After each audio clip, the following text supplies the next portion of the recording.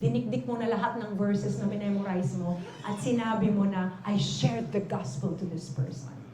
If there is no real conversation at walang understanding na nangyayari, kahit ilang verses ang i-recite mo sa kaibigan mo, sa pamilya mo, hindi maiintindihan ng tao yung sinasabi natin. Ang matatatak sa isip nila ay, these Christians are judgmental and these Christians are so prideful that they don't even listen to me. They just say whatever they want to say because that's their belief.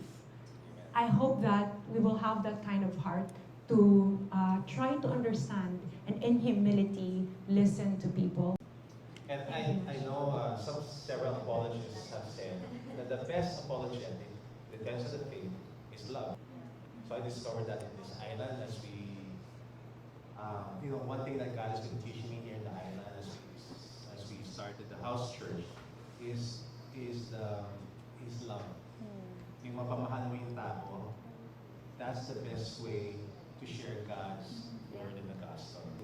And then you befriend them, but there are very colorful paths, but there are people who are looking for love. They're looking for a church where people actually care for them and love them. So, and when you do that, sometimes that's when they're ready to hear. But if you start with just defending the faith, Bible verse after Bible verse, then it's gonna fall on their ears. So, Yes.